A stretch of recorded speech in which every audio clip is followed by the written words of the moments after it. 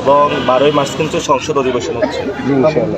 তো আমরা ফিল্ডে একদিনে যাব, ওই দিনে হলো গণভোট, আপার অ্যাসেম্বলি যেটা আছে, আপার হাউস যেটা, এবং রিফর্ম অ্যাসেম্বলি, এটা করেই করবো, কারণ জনগণ রায় দিয়েছে, জনগণের রায়ের বিরুদ্ধে কেউ যেতে পারবে না এখানে। 2 নম্বর হলো শেখ হাসিনা ইনশাআল্লাহ। অনেকগুলো আওয়ামী লীগের অফিস খুলতেছে, এই আওয়ামী লীগের অফিসগুলো এটা বৈধতা উৎপাদন করতেছে, এবং আমি সবাইকে কালের কণ্ঠ, বাংলাদেশ প্রতিদিন, এগুলার যত ধরনের প্রিন্ট আছে এগুলো বাংলাদেশের মানুষকে বয়কট করার জন্য। সময় টিভি আছে, সাথে এই যে কালের কণ্ঠের সাথে সংশ্লিষ্ট রিলেটেড যে টিভি চ্যানেলগুলো আছে, আপনারা এগুলোকে অনলাইন অফলাইন দুটাভাবে বয়কট শুরু করেন। তারা বলেছে যে ইন্টারিম গভর্নমেন্ট হলো অবৈধ সরকার, এই সরকারটা ছিল রক্তের উপরে সরকার। রক্তের উপর সরকারকে কেউ যখন অবৈধ বলে, তার হলো ব্যাড ইন্টেনশন থাকে। আমরা শুনেছি বসুন্ধরা গ্রুপ থেকে অনেকেই টাকা নিয়েছে, অনেক দলই তার বড় বড় উচ্চ পদস্থ নাম, এবং এটা যদি নাম যদি আমি বলা শুরু করি অনেক মন্ত্রীর নামও চলে আসবে। এই জন্য আমি বলবো যে আপনারা দ্রুত পদক্ষেপ নিন, নাহলে আমি সব মন্ত্রীর নাম বলে নিব, কারা কারা বসুন্ধরা গ্রুপ থেকে টাকা নিয়েছে, এখন মন্ত্রণালয়ে আছে, কিভাবে এমপি হয়েছে, আমি সবার নাম বলে দিব, বাংলাদেশের বাংলাদেশের মানুষের সাথে। আপনি আগায় যান, আমরা দোয়া করি, আমরা আছি আপনার পাশে। আমরা এই কথা বলে চাই, যদি বাংলাদেশে ব্যবসা করতে হয় তাহলে জনগণকে রেসপেক্ট করতে হবে। অবশ্যই যদি তারা পত্রিকা চালাইতে হয়, জনগণকে তারা রেসপেক্ট করে তারপরে চালাইতে হবে, তারা পসিবল না। চাঁদাবাজদের বিরুদ্ধে ভাই, চাঁদাবাজদের যে সমস্যাটা হইতেছে এদের ভিতরে,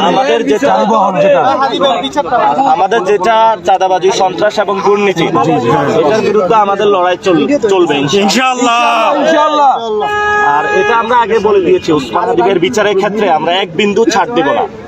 আমরা রমজানে আল্লাহর ইবাদতে ব্যস্ত আছি, দ্যাট ডাজন্ট মিন দ্যাট আমরা স্টপ হয়ে গিয়েছি। আমরা গভর্নমেন্টকে 12ই মার্চের যে সংসদ অধিবেশন, এরপরে কিছুদিন টাইম দিব। After that will go to the field, এবং আমরা যেদিন যাব ওই দিন একটা আমরা দফা রফা করে ইনশাআল্লাহ ফিল্ড ইনশাআল্লাহ। সরকারের সামনে, সরকার আমাদের বিরোধী নয়, হ্যাঁ, বিষয়টা হলো আমাদের যে ন্যায্য অধিকার আমাদের ভাইয়া বিচারটা দেশকে হবে না ভাইয়া, এটা রাজপথ ছাড়া কিভাবে হবে ভাইয়া? আমাদের রাজপথে নিয়ে যদি আমাদেরকে রাজপথে আপনারা ঠেলতে বাধ্য করেন, আমরা রাজপথে যাব। যদি ভালো ভালো কাজ করে ফেলেন তাহলে তো আলহামদুলিল্লাহ। এবং সেখানে আপনাদের সামনে 2টা অপশন আছে, হয়তো আপনারা ভালো হয়ে যাবেন অথবা আমাদেরকে মেরে ফেলবেন। আমরা আমাদের জীবনকেও ভয় পাই না, ফলত আপনাদের সামনে একটা অপশন আছে, আপনারা ভালো হয়ে যান, সবাই আকাঙ্ক্ষা ছাড়া দেন।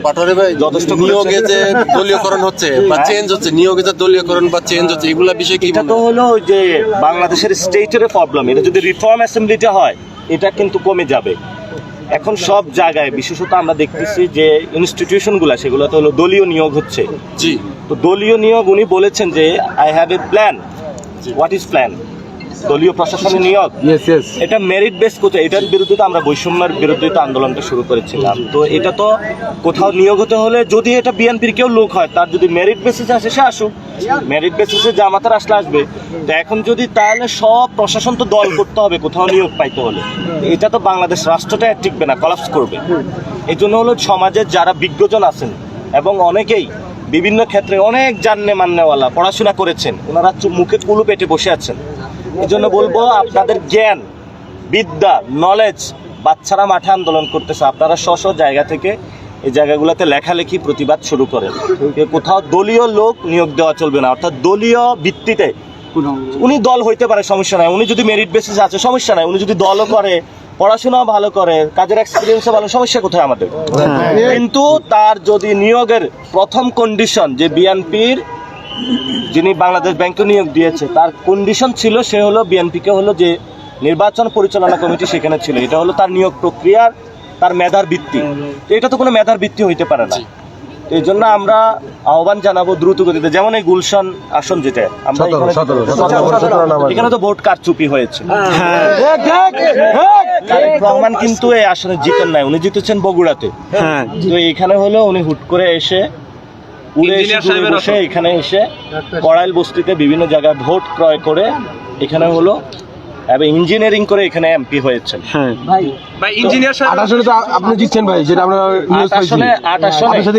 আট আসনে যেটা হয়েছে যে মামুনুল হকের একটা মামলা প্রক্রিয়াধীন চলমান আছে, সেখানে যে বক্সের বাইরে যে ব্যালটে সিল পড়েছে সেটা মামুনুল হক অ্যাকসেপ্ট করে নাই, এবং আমাদের অসংখ্য প্রিজাইডিং অফিসারের সাথে মামুনুল হকও কথা বলেছে, আমিও কথা বলেছি। তাদেরকে ডিসি অফিস থেকে নির্দেশনা দেওয়া হয়েছে যে ব্যালট বক্সের বাইরে যেটা সেটাও কাউন্ট করার জন্য। তাহলে এক দেশে দুই নিয়ম কিভাবে হয়? হ্যাঁ, এবং সেখানে আমার 97টা কেন্দ্রে অ্যাটাক করা হয়েছে 3 জায়গায়। আমাকে অনেকেই বলতেছে এখন তুমি অন্য কোনো আসন হলে আমরা ছাড়া দিতাম, কিন্তু ঢাকা তো আমরা ছাড়তে পারবো না, এটা আমাদের প্রেস্টিজিয়াস ইস্যু। তো এটা কি আপনার বাপদাদার সম্পত্তি নাকি? তো ইনশাল্লাহ আমরা এই জায়গাটায় আমরা বিচার বিভাগটা দলীয়করণ হয়ে গেছে, বিচার বিভাগ দলীয়করণ, ব্যাংক দলীয়করণ, মানি না। এগুলা সবগুলা এখন একজনের বাপের সম্পত্তি বানাচ্ছে। এটা কি জিয়াউর রহমান আমাদেরকে শিখাইছে? না। এটা কি খালেদা জিয়া শিখাইছে? না।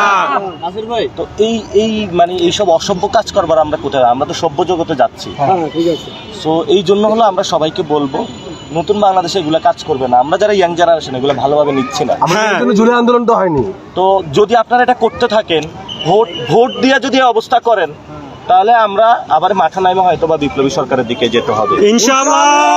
এটা মনে করেন যে না ওরা কি বলে এগুলা হাসিনাও মনে করছে। তো আমরা আপনাদেরকে একটাই কথা বলবো যে আমরা কোনো কারোর সাথে ঝগড়া চাই না। আপনারা যদি পায়ে এসে ঝগড়া বাঁধাতে চান তাহলে আমরা কি করব? এবং আমরা বারবার বলতেছি আমরা কিন্তু কাউকে তোয়াক্কা করা বা ভয় পাওয়ার লোক না। কারণ আমরা কারোর সাথে ইন্ডিয়ার সাথেও আমরা বসি নাই, অন্য কোনো দেশের সাথেও আমরা বসি নাই। আমরা বাংলাদেশের মাটিতে আছি, এখানে যা পাই ভাত মাছ খাইয়া বসবাস করতেছি। এবং সেই জায়গাতে আমরা বিভিন্ন জায়গায় দেখতে পাচ্ছি যে ইন্ডিয়ান যে প্রজেক্টগুলো ব্যবসা বাণিজ্য সেগুলো আবার চালু হচ্ছে।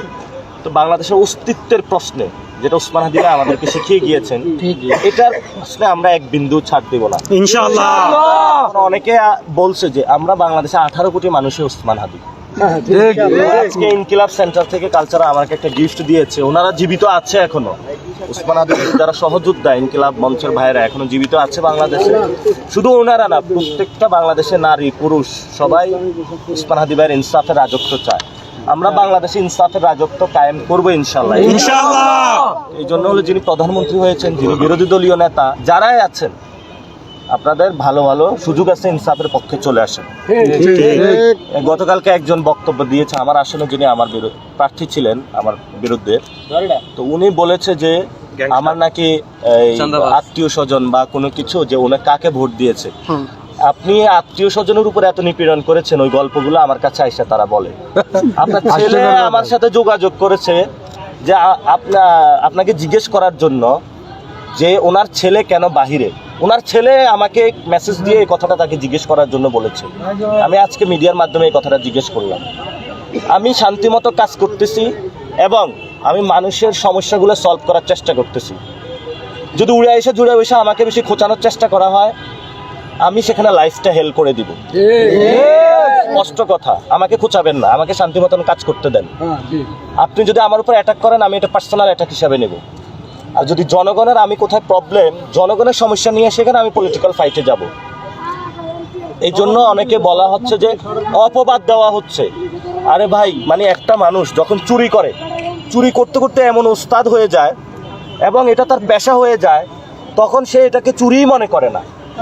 ভোট ডাকাতি করছে, চুরি করছে, কেন্দ্র দখল করছে, গুলিস্তানে চাঁদাবাজি বলে, মতিঝিলে চাঁদাবাজি চলে, সব জায়গায় এগুলা করে এবং এটা তার কেরিয়ার হয়ে গিয়েছে। এটা বলাও নাকি তার নামে অপবাদ। ঠিক। আমরা রমজান মাসে আল্লাহর কাছে এটাই দোয়া করবো, আল্লাহ আপনারা হেদায়েত দান করুন।